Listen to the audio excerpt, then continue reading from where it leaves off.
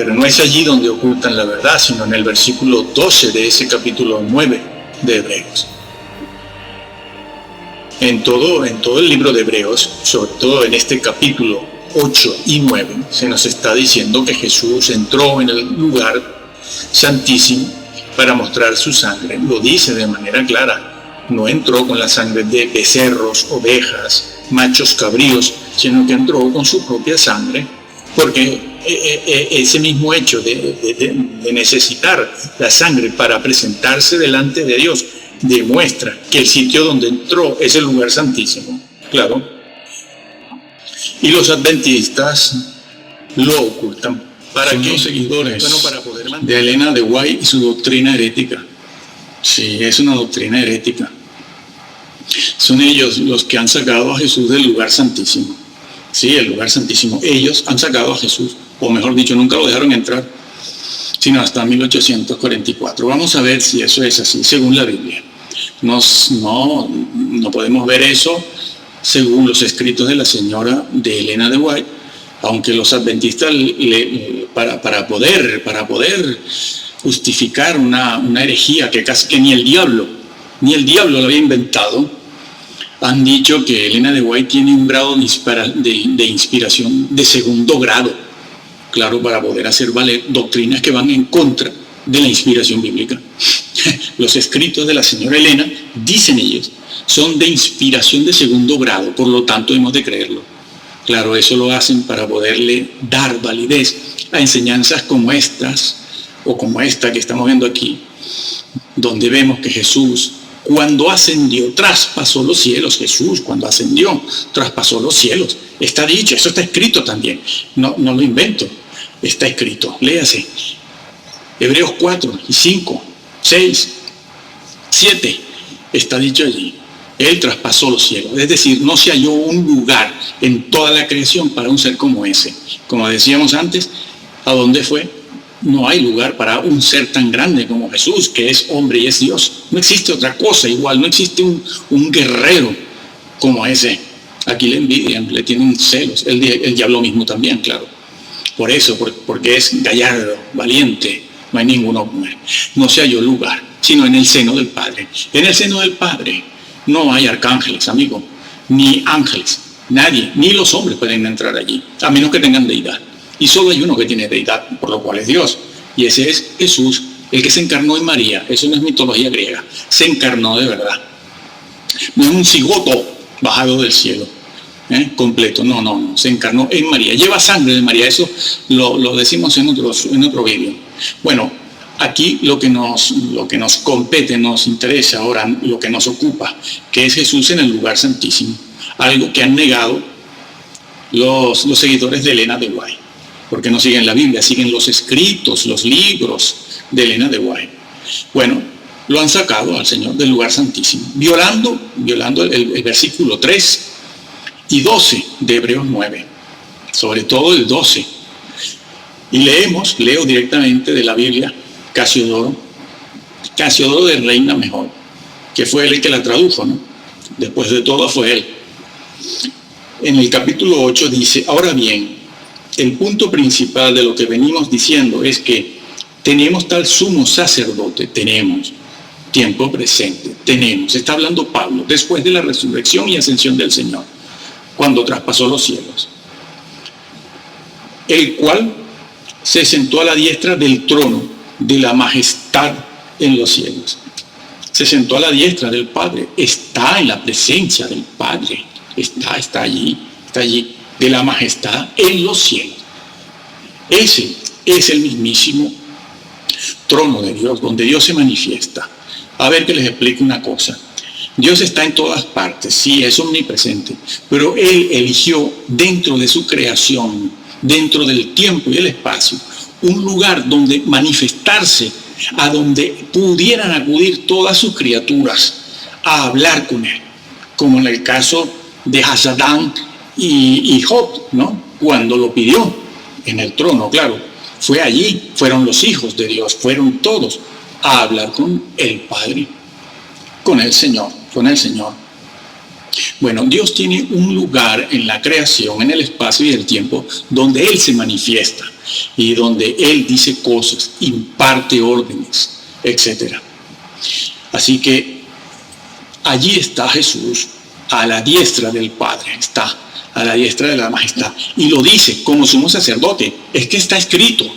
Es que ese es el problema que tienen todas estas personas que no van siguiendo la Biblia ni la doctrina bíblica, sino los escritos de Russell, ¿no?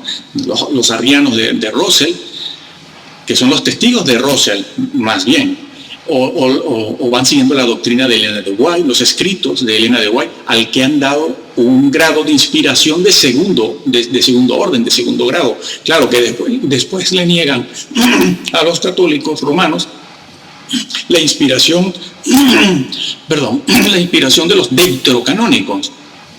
Hay quien los llama apócrifos. Yo prefiero deuterocanónicos.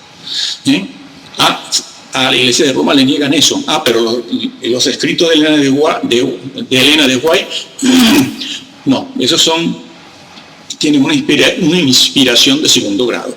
Son válidos. Hombre, no puede ser. No puede estar eso por encima de la Biblia. Porque ellos siguen eso, no siguen la Biblia.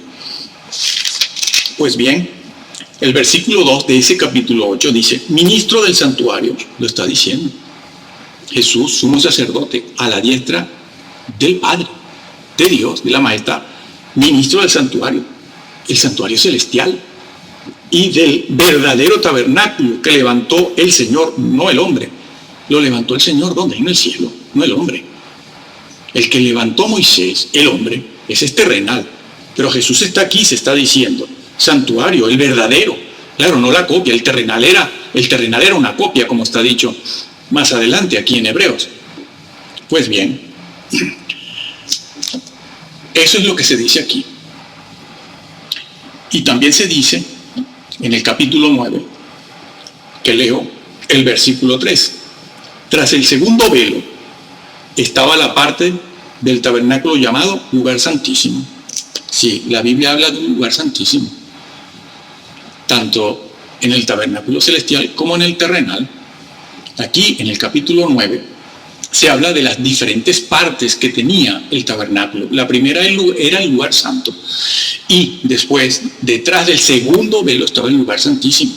Y aquí en griego está escrito, tras el segundo velo, el segundo, no el primero, porque detrás del primero estaba el lugar santo y detrás del segundo el lugar santísimo. Y lo dice, ese es el problema otra vez, que está escrito, dice, versículo 3, tras el segundo velo estaba la parte del tabernáculo llamado lugar santísimo. Se nombra aquí el lugar santísimo. ¿Por qué? ¿A raíz de qué? ¿A cuenta de qué se nombra aquí eso? ¿Qué nos va a decir ahora el escritor? Sí, está escrito, Agia Agion, santo de los santos. Esa sería una traducción literal, pero lo ponemos por lo que quiere decir, lugar santísimo. Bueno, aquí la Biblia, luego leemos en el capítulo 9, el versículo 11, que dice, pero estando ya presente Cristo, sumo sacerdote de los bienes venideros, por el más amplio y más perfecto tabernáculo, el celestial, no hecho de manos, el celestial, es decir, no de esta creación, claro, porque es del cielo, y no por sangre de machos cabríos ni de becerros, sino por su propia sangre, entró una vez para siempre en el lugar santísimo, habiendo obtenido eterna redención. Lo dice el versículo, está en tiempo pasado. Cuando ascendió, entró. Lo viene diciendo desde el capítulo 7, como hemos visto. En el 8 también hemos leído el versículo 1. Y aquí estamos leyendo el versículo 3, en este capítulo 9 y el 12. Y vuelve a decir lo mismo, que Jesús entró con su propia sangre. ¿Por qué necesitaba la sangre Jesús, la suya propia? Porque solo en el lugar santísimo, solo en ese lugar, para entrar se necesitaba sangre. No se podía entrar sin sangre en ese lugar. Por eso dice, con su propia sangre entró en el lugar santísimo. No es honesto de parte de los adventistas poner aquí, en lugar del lugar santo o lugar santísimo, santuario. como si ponen tienda, o santuario, o tabernáculo. No deben quitar esa palabra. De ahí la han quitado en sus versiones y después la llaman Reina Valera. Reina Valera no hizo eso. Reina Valera tradujo correctamente, mejor dicho, casi todo de reina, perdón, las cosas como tienen que ser, porque hay ciertos detalles históricos. Así que aquí se dice en el versículo 11 y el 12 que él entró en un tabernáculo perfecto, no hecho de mano, a la diestra del Padre, en el trono celestial, a la diestra de la majestad, en el lugar santísimo, y no con sangre ajena, ni de becerros, ni de ovejas, sino la suya propia. Acuérdense de lo que hemos venido hablando, que esa sangre tiene un carácter legal, jurídico, está blindada, es así, inalienable, su función sacerdotal, pero esa función sacerdotal la ganó con esa sangre, es la sangre de Jesús, como dice la Biblia, como dice el texto bíblico. Estos son los que han vencido por la sangre del Cordero Jesucristo. Sí, han vencido por la sangre. Entró una vez para siempre, allí cuando ascendió, hace 2000 años ascendió. Pero los adventistas dicen que no había ascendido. Que Jesús esperó a que el señor Miller, Guillermo William Miller, pusiera la fecha de entrada. Que ellos los adventistas reconocen. El señor Miller se retractó, pero los adventistas no. Y han dicho que lo que pasó es que vino y nadie lo vio. ¿Dónde está? Haciendo un juicio pre-advenimiento de juicio. No. ¿De dónde sacan eso? ¿En la Biblia está? No. Se admite que no está en la Biblia. ¿Dónde está? En los escritos de Elena. Pero los escritos de Elena son los escritos de un ser humano. No, ella tiene inspiración de segundo grado. Es como de México que también dice, pantalones femeninos. El Señor al que peca se lo lleva.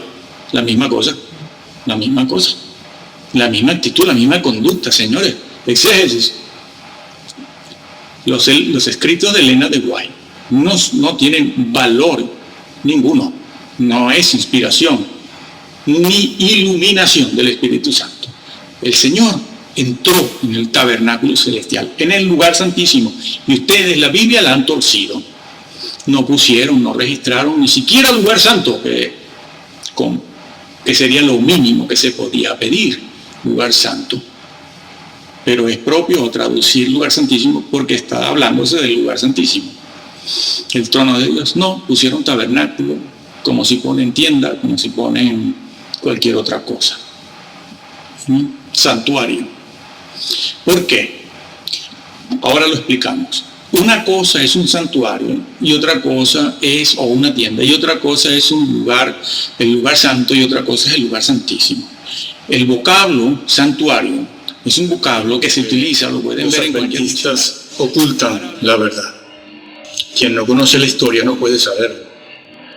Pero el versículo 3 del capítulo 9 de Hebreos lo dice. Lugar santísimo, se está refiriendo allí al lugar santísimo, ¿no? Haga agión, en griego, santos de los santos. Por lo tanto, la traducción debe ser esa, lugar santísimo. Pero no es allí donde ocultan la verdad, sino en el versículo 12 de ese capítulo 9 de Hebreos. En todo el libro de Hebreos, sobre todo en este capítulo 8 y 9, se nos está diciendo que Jesús entró en el lugar santísimo para mostrar su sangre. Lo dice de manera clara. No entró con la sangre de becerros, ovejas, machos cabríos, sino que entró con su propia sangre, porque ese mismo hecho de necesitar la sangre para presentarse delante de Dios demuestra que el sitio donde entró es el lugar santísimo. Claro. Y los adventistas lo ocultan. ¿Para qué? Bueno, para poder mantener las varias doctrinas de la señora Elena de White, doctrinas falsas. Y lo justifican esa enseñanza que comenzó a enseñarse porque no se conocía. Lo justifican de dos maneras, cuando menos. lo justifican diciendo que los vocablos tabernáculo, santuario, lugar santo, lugar santísimo son conmutables. Mi amigo, esos vocablos no pueden ser conmutables ni sinónimos porque no significan lo mismo, como vamos a demostrar ya. Y además también lo hacen así para poder esconder lo que se llama históricamente el gran fiasco, el fiasco histórico de 1843 y 1844, ¿no? Y por eso han hecho una pésima traducción, tanto en la versión de ellos propia, una versión de ellos propia, la llamada Biblia Reina Valera de 1999 o 2000, que no es Reina Valera, porque el señor Casiodoro de Reina no lo tradujo así. Pero claro, hoy en día se pone de moda que cada denominación, cada organización e incluso cada iglesia grande que tiene el poder financiero para hacerlo, pues agarra los manuscritos de Casiodoro, lo revisan y van poniendo las palabras, los vocablos, los términos que favorecen la doctrina y la teología de esa denominación en particular. Es lo que ellos han hecho, ¿no? También con esa versión de la palabra clara. Bueno, ahí el versículo 12 del capítulo 9 de Hebreos está cambiado. Ahora lo diremos en un momento. Bien, pues no es lo mismo, no son conmutables los términos tabernáculo, santuario, lugar santo ni lugar santísimo, no. Eso es engañar a la gente. No es lo mismo, ni da igual. ¿Saben por qué? Bueno, por lo siguiente. El vocablo santuario o tienda es un vocablo que sirve para hablar, para describir un edificio, una estructura, una infraestructura general, completa, toda, sin especificar una parte específica de esa estructura, de esa tienda, de ese tabernáculo, de ese santuario. Santuario, la palabra santuario, pueden buscarla en un diccionario y verán que se refiere a una estructura, a un edificio. Puede ser un edificio de carácter espiritual, religioso o no. Pero es una palabra que se utiliza, o un vocablo utilizado para hablar de un edificio en general, no para hablar de un determinado lugar de ese edificio. Sin embargo, cuando la Biblia dice lugar santo, se está refiriendo a un sitio en particular de ese tabernáculo o santuario. El lugar santo es un lugar específico, determinado, el que estaba después del primer velo. Al entrar, además, en la parte interna del tabernáculo, propiamente. Entonces no son intercambiables, no digan eso, están engañando y falsean los significados, la semántica, al mismo tiempo que han torcido el significado, la doctrina bíblica. Han cambiado, ¿sí? Se tienen que acordar de lo que el Señor dijo, de lo que pasaría con los que cambian, quitan, agregan y ponen o sacan de la Biblia. Entonces, otra agión, que es lo que está dicho, a lo que se refiere el versículo 3 de Hebreos 9, es agión, santos de lo santo, el lugar santísimo. Se emplea esa expresión en griego y en castellano. El señor Casiodoro lo tradujo bien, para hablar de una parte muy específica, no del santuario en general, del edificio todo, sino que empleó esa terminología, esos vocablos, para hablar de un lugar específico. ¿Cuál? El que está detrás del segundo velo, donde solo puede entrar el sumo sacerdote una vez al año y rápidamente, brevemente, con sangre. Incluso, aunque fuera el sumo sacerdote al que le correspondiera ese año entrar en el lugar santísimo, si lo hacía sin sangre, moría, lo sacaban, lo arrastraban, porque nadie podía entrar allí, Si alguien moría allí dentro tenían que sacarlo con una cuerda. Bueno, entonces, por eso Jesús se dice que con su propia sangre entró, cuando ascendió, como hemos venido explicando. Y desde entonces, cuando ascendió, el Señor se convirtió en un intercesor. No hemos tenido que esperar a 1844, al gran fiasco del señor Miller, seguido por todo lo que hizo la señora Elena de White, para que el Señor empiece a interceder por nosotros en el lugar santísimo, que dicho sea de paso, porque tampoco enseñan eso los adventistas, sino que hablan de un juicio de preadvenimiento, etc. Bueno, entonces, esa doctrina, bueno, también, sí, cierto, gracias, es verdad también. Otra cosa con la que se han inventado para poder justificar esa doctrina, que no es bíblica, y como no es bíblica, pues claro, hay que justificarla de alguna manera, es también diciendo, en segundo lugar, que la señora Elena de White, pues, goza de un grado de inspiración e iluminación de segundo grado.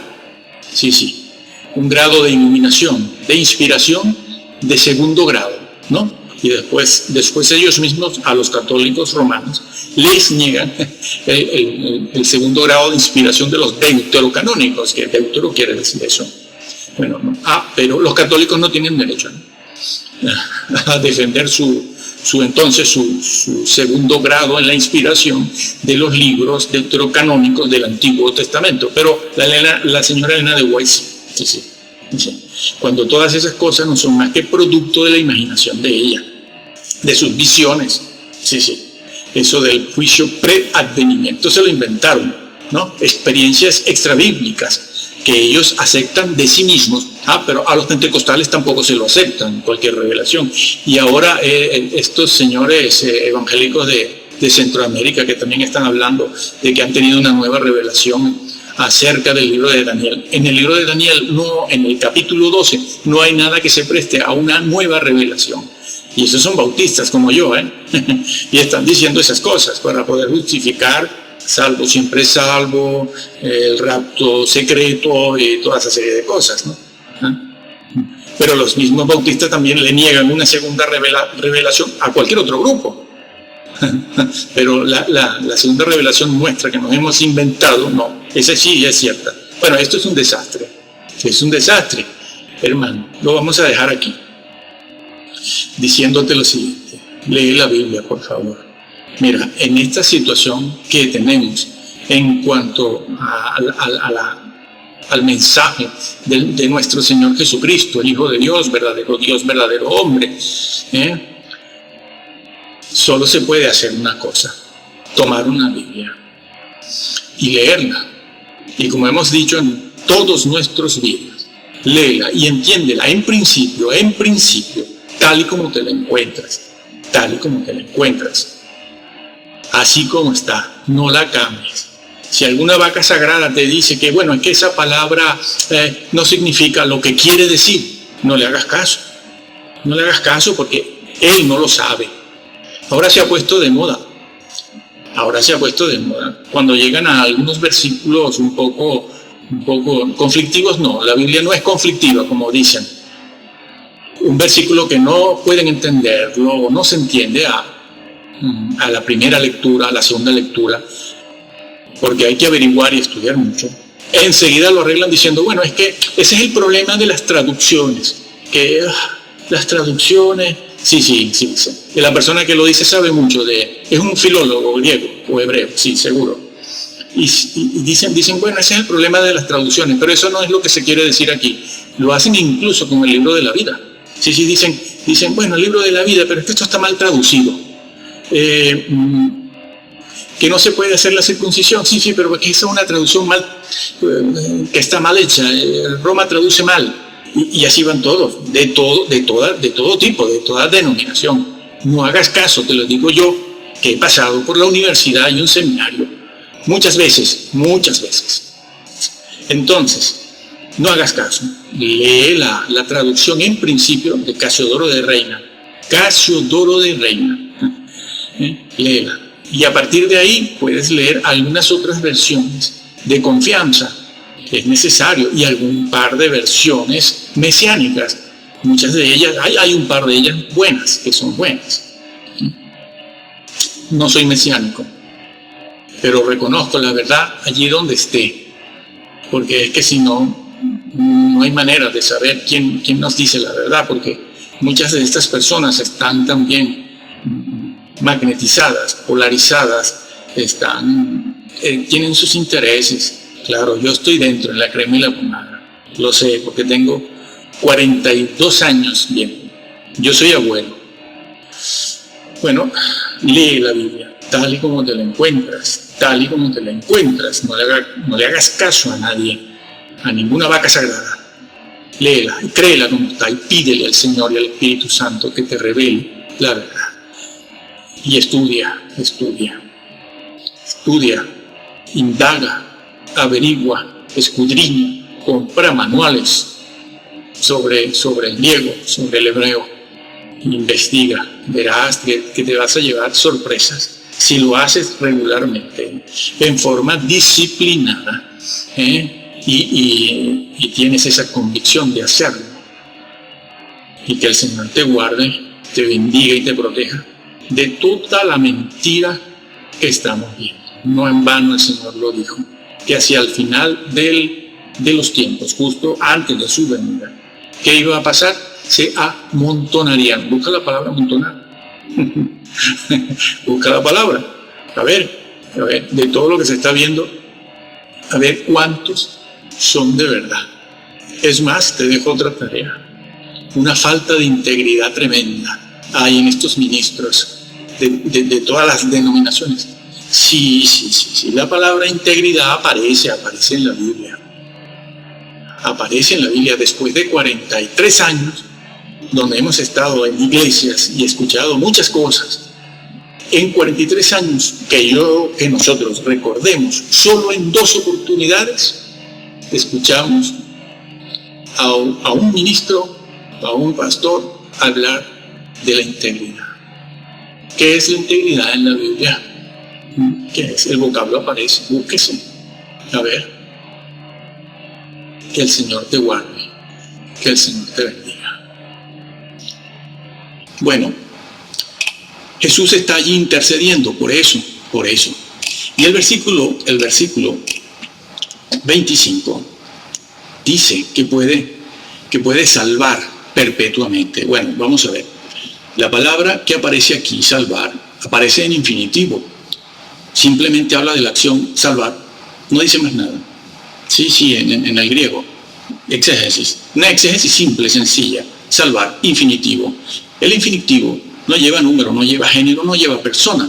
No indica absolutamente nada, sino la acción. La salvación. Pero no dice más nada.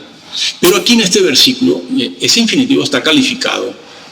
Está definido, ¿sí? Dice salvar perpetuamente. Esa palabra, perpetuamente. En el cielo vamos a ser salvos también. No, se está refiriendo aquí a la tierra. Puede salvar aquí en la tierra perpetuamente. Algunas traducciones hoy en día ponen salvar completamente. A lo mejor lees una Biblia, dice, como Reina Valera, por ejemplo, perpetuamente, y está bien puesto. Y a lo mejor lees en otra y aparece completamente. Dice, bueno, pero ¿es perpetuamente o es completamente? Bueno, la traducción más cercana al original es absolutamente por completo. Sí, te lo explico. Puede salvar perpetuamente, completamente, es decir, en forma absoluta. ¿A qué se refiere? A que es capaz no solo el Señor, la intercesión, la mediación del Señor, no solo es capaz Él, en ese trabajo, en esa función de sumo sacerdote, no solo es capaz de haberte salvado el día que te convertiste, y en el presente, que suponemos que somos salvos ahora, eres salvo ahora, sino que es capaz de salvarte, incluso de llevar tu salvación hasta el final, absolutamente, perpetuamente, completa, hasta que se complete la salvación, hasta el día en que te presentes delante del Señor. Eso es lo que significa este versículo, esta palabra, esta frase en el versículo 25 de Hebreos 7. ¿Lo sabías? ¿Te lo han dicho? ¿O lo van a negar los que están en los púlpitos? Salvar perpetuamente. ¿Por qué? Porque la salvación es eso, amigo. Se puede entristecer al Espíritu Santo, hasta apagarlo, y eso no es lo que debe hacerse. ¿Qué debe hacerse? Trabajar por la comida que a vida eterna permanece. Estar ocupados en nuestra salvación con temor y temblor, ocupados. Ese vocablo, ocupados, como ya dijimos, completar, es decir, completa ese trabajo. Ocúpate en completar ese trabajo. Ocupaos, para que seas hallado digno en aquel día. Sí, digno, no con el Espíritu Santo apagado o entristecido. No, para que no nos alejemos, avergonzados, para que nuestras vestiduras no estén manchadas porque no entras. Sí. El nombre en el libro de la vida se puede borrar, como ya dijimos en otra parte. Y allí lo demostramos. Se puede borrar. El Señor no está mintiendo. Ni existen dos libros diferentes, el libro del Cordero del libro de la vida. Se dice en Apocalipsis 20, el versículo final donde está el trono, allí está el libro de la vida. Y se nombra 2 veces. Y se dice que el que no fue encontrado, su nombre escrito allí, va al lago de fuego. Sí. ¿Por qué? Porque es el libro donde están escritos, donde aparecen los nombres de los integrantes del pueblo de Dios, de la iglesia. Es que se le mencionó ese libro a los 12 apóstoles. No pueden decir que los apóstoles no pertenecen a la iglesia, incluido el de Judas. Y también se le nombra a la iglesia de Sardis. No pueden decir que no es una iglesia cristiana, como hacen algunos, por cierto. Esa no es una iglesia cristiana. ¿Y cómo que no? ¿Desde cuándo? Bueno, pero ahora no nos detenemos en ese particular. Bueno, sí. Eso es lo que se dice ahí, completamente. Puede salvar completamente. No solo la posición judicial, sino la condición espiritual, que te lo enseñen tus pastores. Hace falta que los ministros que están en los púlpitos sean honestos, que estén interesados más en la verdad que en el propio crédito pastoral. Claro, es que si no, están haciendo un esfuerzo para mandar a la gente al infierno.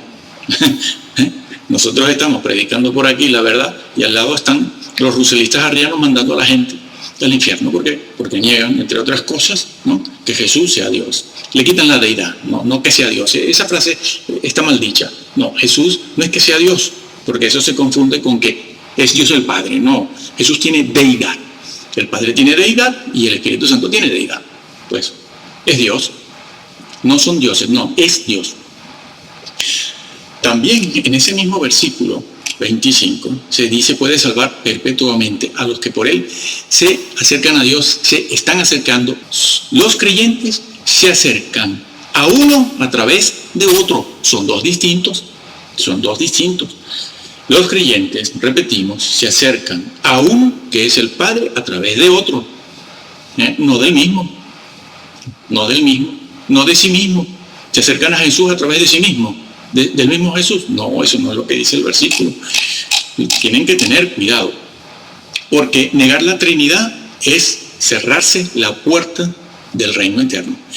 Como este predicador de grandes masas en México, que en una de sus predicaciones, está grabado, por supuesto, está en vídeo, decía que no hacía falta creer en la Trinidad, que lo único que tienes que creer es que Jesús derramó la sangre.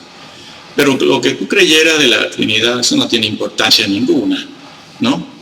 Bueno, ya tenemos un vídeo sobre ese disparate.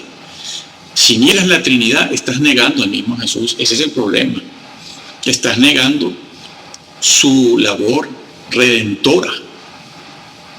Estás negando su resurrección. Estás negando su papel, su función sacerdotal de sumo sacerdote delante del Padre. Entonces, el versículo 25 del capítulo 7 lo dice claramente. Se acercan a Él. ¿A quién? Al Padre. ¿A través de quién? De Jesús. O se acercan por Él, por Jesús, a través de Jesús, al Padre. Viviendo Jesús siempre para interceder por ellos, claro. Jesús vive, sí. ¿Qué hace Jesús en el cielo ahora, en este momento, en su reino, en el trono, a la diestra del Padre? Interceder, ese es su trabajo. Su trabajo comenzó cuando ascendió, no terminó. Comenzó una labor intercesora. ¿Por los incrédulos? No, como hemos dicho ya. Por los que son salvos, como está diciendo Pablo aquí en el libro a los Hebreos, como lo dice Pablo aquí. Acerquémonos, una invitación a los mismos creyentes a acercarse para que Jesús siga intercediendo. Sigue intercediendo, sí, necesitamos que interceda. ¿Por qué? Porque cuando pecamos, cuando apostatamos, cuando torcemos la doctrina, la palabra de Dios, y cuando pecamos, necesitamos ser perdonados. Sí, no se piense que porque salvos, una vez salvo, como enseña este Señor, ya de todas maneras tú entras, no pasa nada. No, Jesús tiene que volver a interceder por ti. Tiene que volver a interceder por ti. Si no, no se diría lo que se dice en 1 de Juan 2:1. Si alguno ha pecado, abogado tenemos para con el Padre, a Jesucristo el justo. Jesús vive para eso. Lamentablemente los creyentes han invalidado de diversas formas esta función de Jesús, que vive para interceder y mediar por los creyentes. ¿Por qué? Porque no oran. Oran alguna vez en el templo, pero no lo tienen como una costumbre, no lo tienen como un hábito. Algunos llegan a pensar e incluso a decir que es que no son santurrones para estar todo el día orando. Hasta eso han llegado a decir. ¿Por qué? Porque no les han enseñado bien la Biblia. Las personas que están en los púlpitos predicando en forma masiva a multitudes de fama internacional, esas personas no están haciendo exégesis. Van leyendo libros, van preguntándole a este, a aquel, a los mesiánicos, pseudo-mesiánicos, a otros por aquí, pero no, y van comprando libros y leyéndolos. Y después, ¿qué hacen? Los sueltan, los libros ahí en el púlpito, y no van haciendo exégesis. La exégesis es muy dura. No se hace leyendo libros, sino yendo al griego y al hebreo y a muchos manuales, y pensando y orando mucho. Y dejando de lado la presión denominacional, que yo soy bautista del sur. Me cortan una vena y me sale sangre bautista, pero no por eso. No voy a reconocer las verdades teológicas y la historia. Bueno, eso es lo que hace Jesús, interceder por los que en forma regular se están acercando al Padre a través de Él con su sangre. Con su sangre. Jesús está allí con su sangre. No intercede por inconversos, sino por creyentes. Así que Jesús intercede, como hemos dicho, con su sangre en el trono. Y no solo el día en que una persona se convirtió, no solo en ese día. Así pues que Jesús continúa su sacerdocio permanentemente. Y a veces tiene que abogar por los cristianos. Pero los cristianos hoy en día oran muy poco, demasiado poco, no tienen esa costumbre. ¿Por qué? Porque ya son salvos. Si oran o no, es otro problema. Pero recuérdese que el cristiano que no tenga las vestiduras blancas no entra. No entra. Es por eso. Sí. Muchos cristianos en su autoconfianza de esa frase que se ha hecho famosa y que es la que predican y enseñan en Centroamérica los predicadores de multitudes, ha hecho que se llenen de autoconfianza. Y en su autoconfianza se descuidan la vida espiritual, sí, la descuidan, sí. Pero el Señor también dijo: trabajad por la comida que a vida eterna permanece. Ay, tengo que trabajar por la salvación. Sí. También está dicho por Pablo cuando dijo: ocupaos en vuestra salvación. Ese vocablo, ocupaos, o ese versículo, mejor dicho, al cual le hemos hecho una exégesis. En otro video. Ese vocablo significa completar. Ocupaos es completar, llevar a feliz término la salvación, lo dice el versículo. Ocupaos en vuestra, no la de otros, la vuestra, la que habéis obtenido. Sí. Trabajad por la comida que a vida eterna permanece. Trabajad, ocupaos en vuestra salvación. ¿Cómo escaparemos si descuidamos una salvación tan grande? Sí, que dicen que descuidar, ¿cómo escaparemos? Enseñan y dicen que ¿cómo escaparemos de la disciplina? No, hombre, no. No hay. Mateo 24 dice: mas es decir, Jesús, por cuanto permanece para siempre, es decir, Él no vuelve a morir.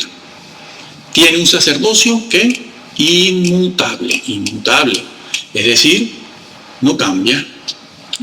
¿Cómo que no cambia? ¿Qué quiere decir eso? El sacerdocio de Jesús no cambia. Ah, bueno, muy bien, perfecto, no cambio. Yo tampoco cambio. No, vamos a ver. No. ¿Qué significa eso? ¿Qué quiere decirse con eso? ¿Por qué se nos dice eso a nosotros cuando vamos a acercarnos o para acercarnos al trono de la gracia, al trono celestial? Pues por algo muy importante. Dice, no cambia, es decir, ese vocablo inmutable, que en otras partes se traduce también de otra manera, de otra forma, significa inalterable, no cambia porque es inalienable. Ese es el término que se tiene que usar aquí. Es un término jurídico también, amigo. Jurídico, sí señor, inalienable, que está blindado. ¿Qué es lo que está blindado? El sacerdocio, lo está diciendo. Está escrito, no hay para dónde ir, no puedes tomar ni coger para otra parte. Es un sacerdocio inalienable, blindado. Es un término jurídico que se utiliza, eso tiene una implicación jurídica. Se refiere a una propiedad, cuando una propiedad está blindada y es inalienable por los cuatro costados.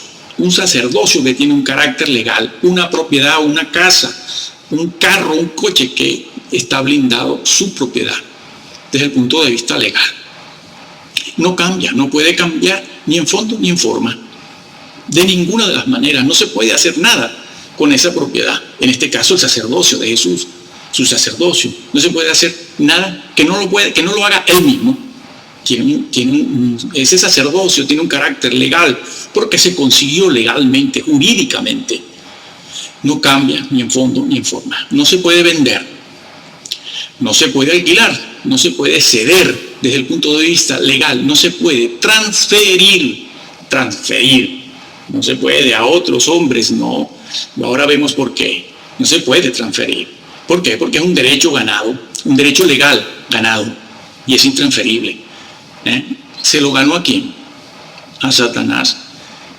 Cuerpo a cuerpo, amigo, cuerpo a cuerpo, en el mismo terreno. Un hombre, no, Dios no. Dios no ganó esa victoria sobre Satanás, fue un hombre, el hombre Jesús. En su naturaleza humana ganó esa victoria, ganó esa batalla y esa guerra. Sí, fíjate lo grande que es ese hombrecito Jesús, que tiene deidad, por lo tanto podemos decir que es Dios. Pero debemos aclarar que es Dios el Hijo. Es Dios el Hijo.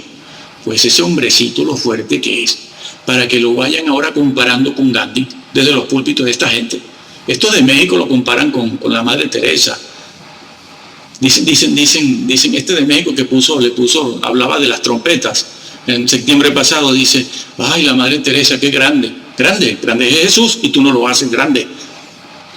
Tú vas haciendo grande a los hombres, sobre todo si son bautistas masones, que eso es lo que haces. Y los creyentes poco les importa eso, ellos no saben qué hacer con esa información que le das. Y si le dicen que salvo siempre salvo, ya se van tranquilos para sus casas y no los amonestas como deberías. Bueno, cópiate esto y disimuladamente a ver si corrigen, que no se entere nadie. Sí, Jesús, el hombre, lo venció a Satanás. Un hombre venció a un querubín, nada menos. ¿Qué te parece? De rodillas tendríamos que amanecer cada día dando gracias. Si no, pregúntale eso a un endemoniado que ha dejado, que Jesús, al cual Jesús ha libertado de eso. Son personas que agradecen muchísimo y valoran muchísimo la obra de Jesús, porque ellos saben lo que son los demonios. Ellos saben bien lo que es el infierno. Muy bien. Jesús ganó eso. Ese sacerdocio es un derecho inalienable, blindado, no lo puede vender, no lo puede ceder a ningún otro sacerdote, pastor, diácono, lo que sea, estudiante de la Biblia, doctor, bachiller, lo que sea, licenciado. No puede, Jesús no puede, porque es un tema legal. Y los hombres no pueden tener ese derecho porque no tenían la deidad necesaria para ganarle, poder interceder delante de Dios. Porque para llegar al trono no solo se ha de ser un hombre perfecto. Allí, al seno del Padre, donde está Jesús, que está en el seno no hay ángeles, no, a ver si los adventistas y ruselistas dejan de decir que es el arcángel Miguel. Los arcángeles no tienen acceso ni derecho al seno del Padre, porque el seno del Padre es el propio interior de Dios. Allí no está nadie, sino Jesús. ¿Por qué? Porque tiene deidad, tiene humanidad, es hombre, sí, pero tiene deidad. Porque tiene deidad, puede entrar allí y puede interceder allí. Ningún hombre, por muy alto, por muy sacerdote, pastor, obispo, lo que sea, puede entrar allí para mediar por los hombres. Repito, que para Jesús, el Jesús resucitado, se utiliza tanto el vocablo mediador como intercesor.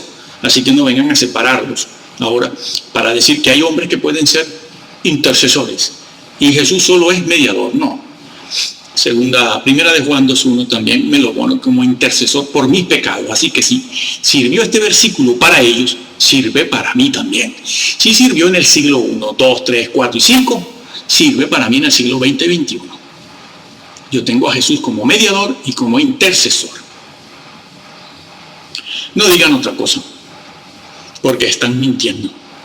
Así pues, Jesús le quitó un derecho legal al diablo. El derecho que le quitó era un derecho legal, jurídico, que Satanás tenía sobre los hombres. Tenía un derecho adquirido en el Edén, un dominio que todavía se ve. Se ve en aquellos que abren las puertas para que Satanás les domine la voluntad y terminen totalmente esquizofrénicos. Bueno, era un derecho legal, jurídico que tenía el diablo sobre la mente, la voluntad y las facultades del hombre. Pero Jesús le quitó ese derecho, es un derecho legal, Él lo tiene ahora Él puede interceder. Y eso es lo que significa sacerdocio inmutable. No se puede transferir, está blindado legalmente, inalienable. Jesús es el único mediador, Jesús es el único intercesor. Por último, otra cosa importante es decir que esto que el apóstol Pablo nos escribe aquí es con el propósito de hacernos saber que Cristo, como el versículo lo dice, tiene poder para ayudarnos en nuestras luchas diarias contra el enemigo, contra los pecados, contra la falta de santidad. Cristo tiene poder, es lo que dice el versículo.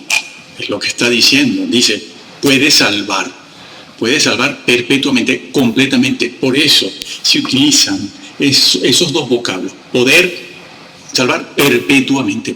Puede, completamente. Puede. Es decir, la salvación hay que cuidarla. Se ha de ser santo, se ha de buscar la santidad. Se ha de buscar también obedecer en aquellas cosas que el Señor nos manda obedecer. Sí. Por eso Él dijo en Mateo, allá, entre los capítulos 5 y 7, lo dijo, si vuestra justicia no fuere mayor que la de los fariseos, no entraréis, no. Como las 5 vírgenes que se descuidaron insensatas, no estaban preparadas, les dijo el Señor. Sí, no estaban preparadas. Y así otros casos más, como el siervo infiel, el infiel que decía, mi Señor tarda en venir, estoy cansado de esperar. Ya llevamos muchos años que nos están hablando de que el Señor viene. Bueno, sí viene, pero bueno, yo me voy a tomar esto con calma. ¿Y qué pasó? Un siervo del Señor, ¿qué? ¿Van a decir que era judío? La salvación para los judíos se pierde y para la iglesia no. ¿Es eso lo que está dicho en Apocalipsis? No, eso no está dicho en Apocalipsis, ni en ningún lado. Se cae cuando se tiene de dónde caer. Por eso el Señor lo dijo, si vuestra justicia no fuere mayor. Y Pablo dice que el Señor puede ayudarnos en nuestras pruebas. La gente que se siente tentada terriblemente, que pasa por situaciones difíciles de pruebas, burla, persecución, los tatuajes famosos estos. No sirve tatuarse el cuerpo, lo que se ha de tatuar es la Biblia en la mente, en el cerebro, es donde único. Por eso se dice esto. Y otra cosa importante que vemos aquí, otra vez lo repetimos, es que te acercas según el libro de Hebreos, según está escrito aquí, desde el capítulo 1, el capítulo 2, 4, el 5, el 6 y el 8, 7, 8 y 9 especialmente, se ve al Padre a quien tenemos que dirigirnos en el nombre o a través de otra persona que es Jesús. Son dos. Se acerca a uno a través del otro. Nosotros, como creyentes, nos acercamos a Dios. El Padre está escrito. Nos acercamos a Dios el Padre a través de Jesús otro. A uno a través de otro. Son dos. No son dos dioses. Son dos personas que tienen la misma esencia y están juntos por eso. Dios, yo y el Padre uno somos. A eso habría que agregarle el Espíritu Santo. La Trinidad es tan bíblica como el siglo I. Está registrada en la Didache o la Didache. Y a partir de ahí se registró en muchos sitios más. No es algo que inventó Roma. Roma no existía en el siglo I, ni en el siglo II, ni en el 3 ni en el 4. Hay que esperar al 5 o al 6 para verla tal y como está hoy, más o menos. Así que cuidado con los mesiánicos y con los muchos grupos evangélicos también que ahora niegan la Trinidad también. Fíjense que creo que, si mal no recuerdo, en Juan 8, el mismo Señor lo dice, dos son los que dan testimonio de lo que yo hago, el Padre y el Hijo. Lo dice, no hay que ir a primera de Juan 5, 7. Está dicho, dos son los que dan testimonio en el universo, en la creación, en la tierra y en el cielo, el Padre y el Hijo. Está escrito allí. ¿Sí? Bueno, ahora vamos a seguir viendo otras cosas. En el trono de Dios, ese mismo. Bueno, Pablo nos hace una invitación a acercarnos en oración a ese tabernáculo donde está el trono. Hebreos 4:16 lo dice: acerquémonos pues confiadamente al trono de la gracia para alcanzar misericordia, ¿sí?, y hallar gracia para el oportuno socorro. Eso es lo que dice Pablo. Esa expresión, acerquémonos, no está dirigida a incrédulos, como algunos han dado por hecho, que está hablándole Pablo a incrédulos para que se acerquen a Dios y se conviertan. Pero ese no es el propósito de la carta, Dios mío. La carta fue escrita a hebreos creyentes hebreos, judíos, como el mismo Pablo, que lo era un judío convertido, porque Dios no había desechado a los judíos. Ellos se convirtieron, muchos de ellos, cientos, miles de judíos. En eso consiste también el que Dios haya dejado abierta la puerta al pueblo de Israel. Bueno, Pablo dice: acerquémonos. Es necesario decir el vocablo acercarse, acerquémonos. Podemos acercarnos aquí en Hebreos, aquí se utiliza en un tiempo presente. Pablo no está hablando solo de que nos acerquemos al trono en un momento determinado, en un momento específico, algo puntual. No, está hablando, está aconsejando, está amonestando a hacerlo en tiempo presente continuo, es decir, permanentemente. Y el consejo que va a dar en toda la carta dirigida a los hebreos es a acercarse constantemente. Debemos acercarnos, lo vamos a ver ahora por qué, en forma constante al trono de la gracia, para hallar misericordia. Sí, para hallar misericordia. Si no, no se diría en primera de Juan 2:1 que abogado tenemos para con el Padre, a Jesucristo el justo.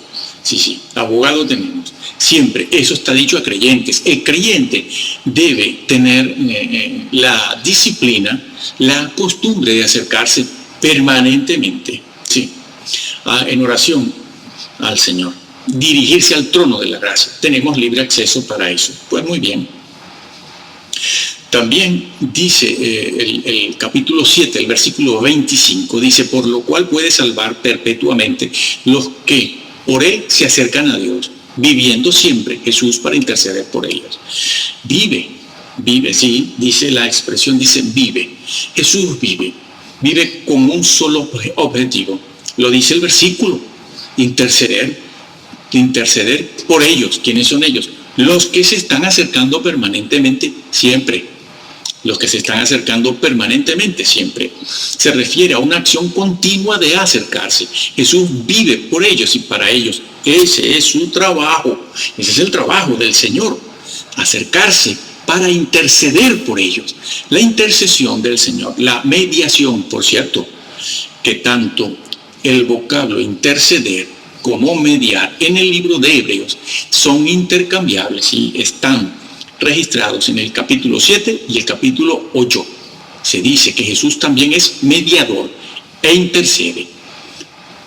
Los dos vocablos se utilizan para la misma labor o la misma función de Jesús, la misma, que es la de interceder, porque Jesús todavía tiene que interceder por los que se han salvado.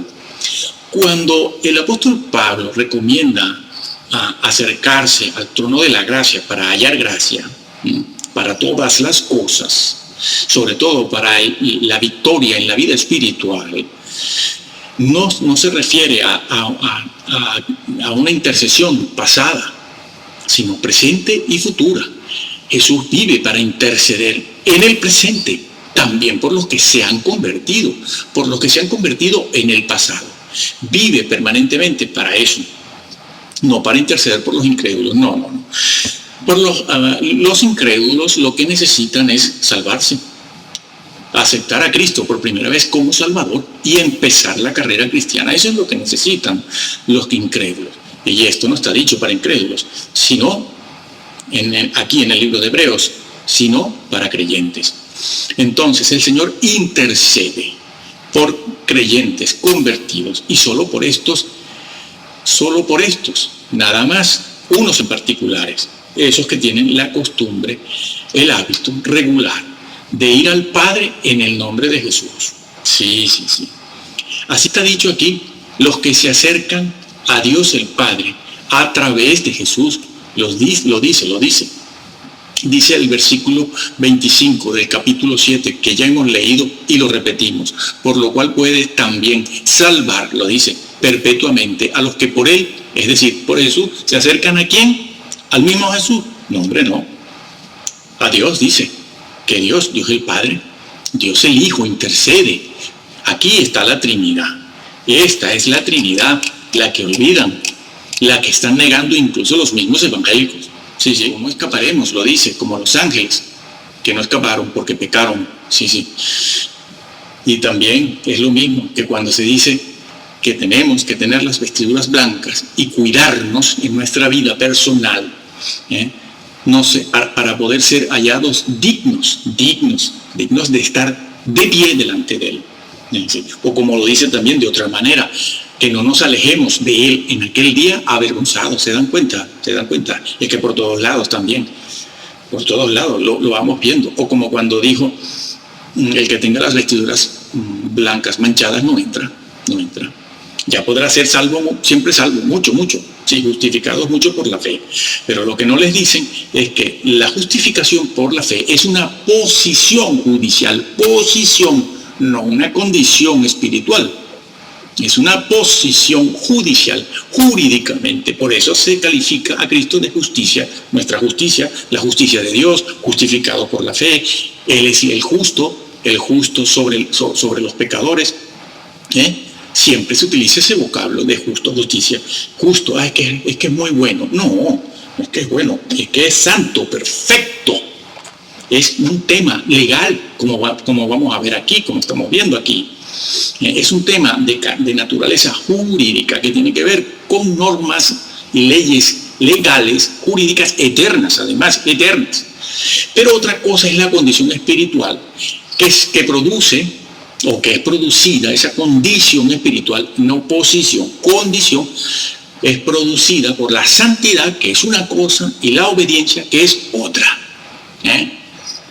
Como esta gente de Centroamérica no tiene nada que ver con les dice, bueno, sí, les hablan, ¿no?, de la santidad y que hay que obedecer, pero después, acto seguido, les dicen, bueno, ¿y qué importa si tú ves vídeos?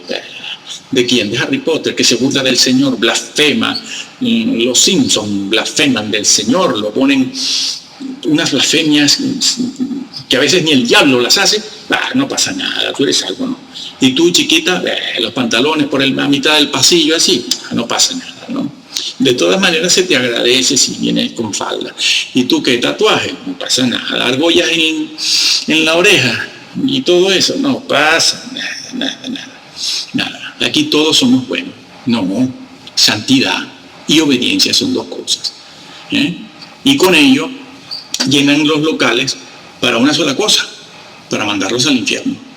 Sí, están trabajando como los testigos de Jehová, los ruselistas arrianos y los adventistas de Elena de White, trabajando para mandar a la gente al infierno. ¿Por qué? Porque solo les hablan de la sangre de Jesús y allí los dejan. Les dicen justificados por la fe. Sí, y la condición espiritual, ¿al final qué?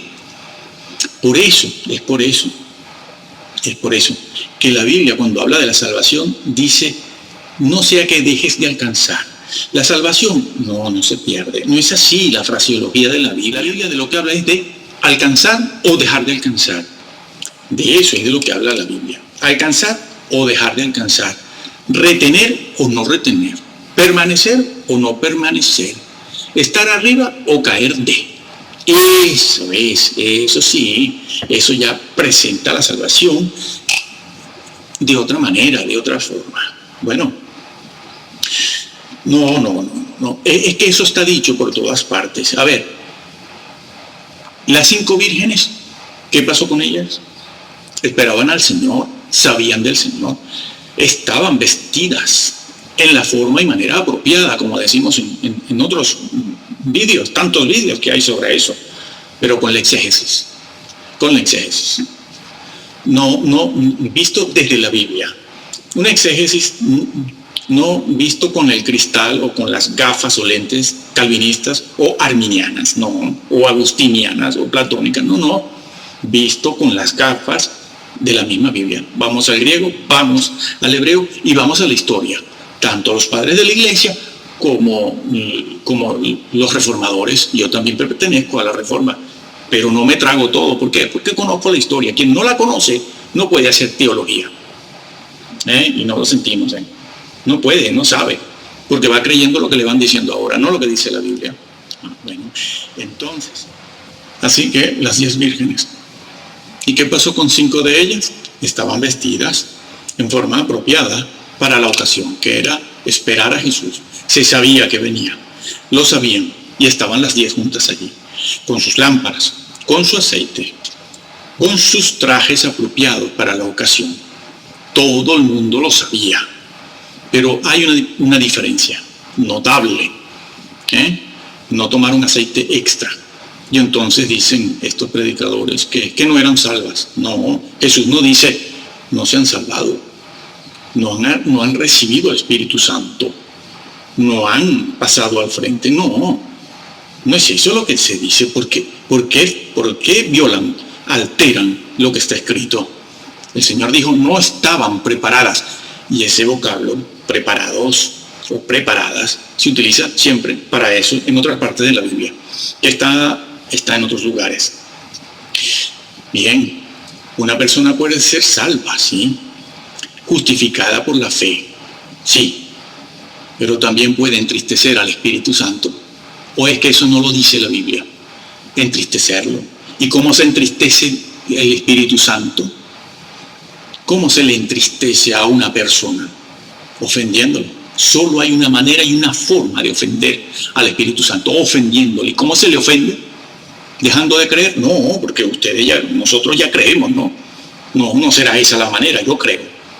Y las iglesias están llenas, como nunca en la historia, y que nadie piense que la suya sola es la que está llena, porque están llenas todas las iglesias están llenas, todas, de cualquier corte, de cualquier fe, de cualquier credo, todas están llenas. Pero se puede entristecer al Espíritu Santo cuando no se es santo, cuando se rechaza la verdad escrita, se rechaza, cuando no se obedece, cuando uno escucha que debe quitarse el tatuaje, vestirse decentemente y no lo hace, porque como yo soy ya salvo, pues no pasa nada. No, estás entristeciendo hasta apagar al Espíritu Santo. Piénsese que esa fue la advertencia que le hizo Jesús a los de su tiempo. La blasfemia contra el Espíritu Santo no puede ser perdonada, no puede serlo. No es que no quiera el Señor, es que no puede ser. ¿Por qué? Porque la blasfemia contra el Espíritu Santo significa rechazar la luz que el Espíritu Santo está tratando de poner en la mente, en la cabeza de una persona cuando lee o escucha la verdad. Y la persona rechaza hoy, mañana y pasado. En algún momento el Señor lo va a dejar en su camino, aunque asista a la iglesia, no pasa nada, ¿no? La persona se va a enterar en el trono, en el juicio final, se enterará de que no entra.